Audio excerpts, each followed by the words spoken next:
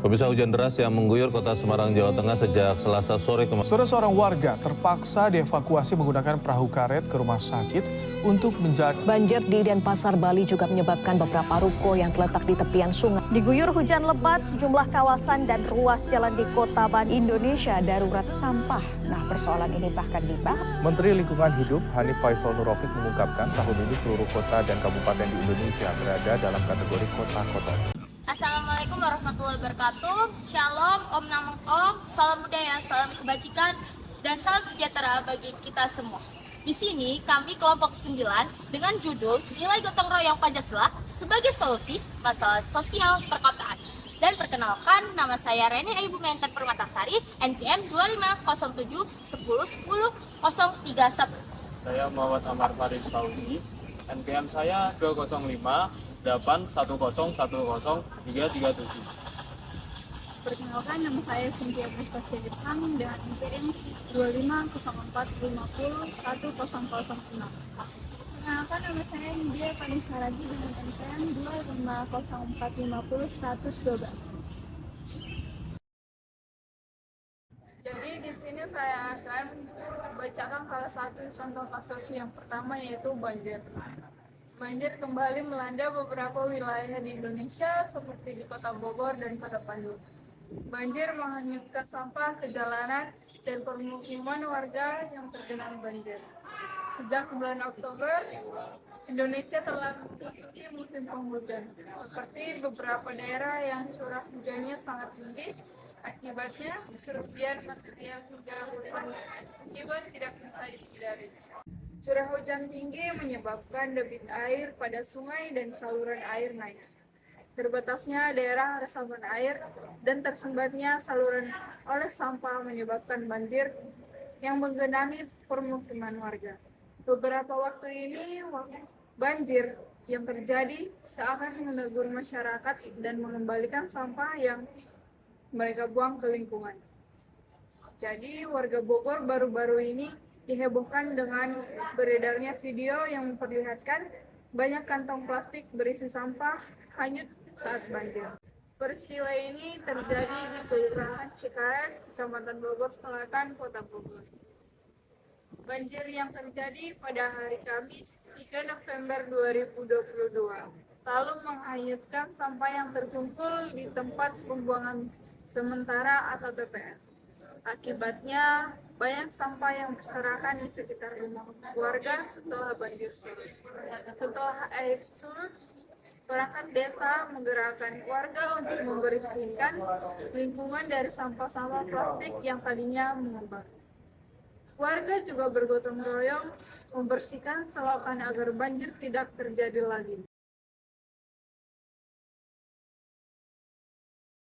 Tertarikan dengan Pancasila.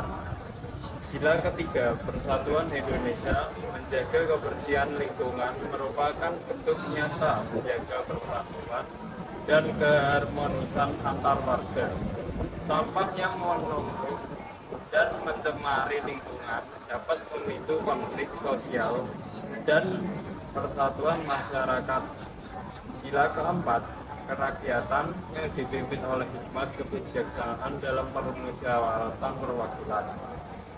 Penanganan masalah sampah harus melibatkan masyarakat dan kerjasama antar warga, tokoh masyarakat, pemerintah, dan pihak terkait untuk menemukan solusi terbaik secara bersama-sama.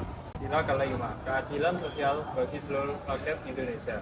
Keadilan sosial tercermin ketika semua warga mendapatkan lingkungan yang sehat dan nyaman. Sampah yang mengganggu harus diatasi agar semua pihak dapat hidup dengan kualitas lingkungan yang adil dan layak. Sikap bela negara. Bela negara melalui kesadaran dan tanggung jawab sosial menjaga kebersihan lingkungan adalah bagian dari bela negara karena itu bentuk tanggung jawab warga negara menjaga kelestarian dan kesehatan lingkungan sebagai aset nasional.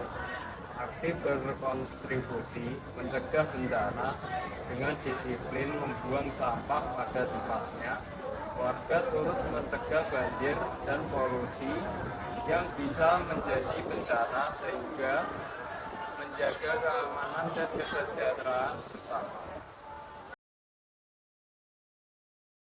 Alternatif solusi nilai Pancasila yang pertama, ketuhanan yang Maha Esa, yaitu membangun kesadaran spiritual dan tanggung jawab moral bersama untuk menjaga lingkungan sebagai amanat Tuhan dengan mengadakan kegiatan keagamaan yang mengajak warga peduli kebersihan lingkungan dan menjaga aliran sungai dari sampah.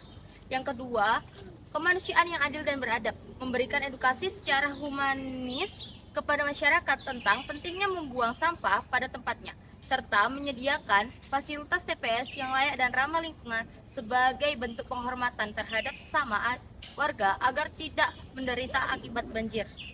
Alternatif solusi nilai Pancasila yang ketiga, Persatuan Indonesia, mendorong gotong royong dan kerjasama antar warga tanpa memandang perbedaan untuk membersihkan lingkungan dan menjaga saluran air bersama, memperkuat rasa persatuan sebagai bangsa yang peduli terhadap keberlangsungan kehidupan.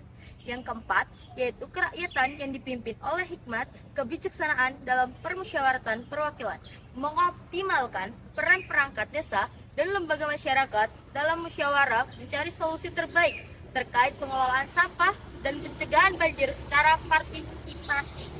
Alternatif solusi nilai Pancasila yang kelima, keadilan sosial bagi seluruh rakyat Indonesia, mewujudkan akses yang merata untuk fasilitas pengelolaan sampah dan sumber daya air yang bersih, serta memberikan perhatian khusus kepada kelompok rentan yang terdampak banjir agar hidupnya tetap terjaga dan mendapat bantuan tepat. Sikap yang memperkuat keutuhan wilayah secara aspek sosial, bencana ini mengingatkan pentingnya kesadaran bersama, menjaga kebersihan agar tidak membahayakan sesama. Secara aspek etis, ini adalah panggilan untuk bertanggung jawab atas sampah yang kita hasilkan dan dampaknya bagi komunitas sekitar. Secara aspek ekonomi, banjir membawa kerugian besar akibat kerusakan harta dan biaya pembersihan yang tinggi, yang seharusnya bisa diminimalisir dengan pengolahan sampah yang baik. Secara aspek teknologi, harus dimanfaatkan untuk membangun fasilitas pengolahan sampah yang permanen dan sistem drainase yang efektif guna mencegah banjir terulang.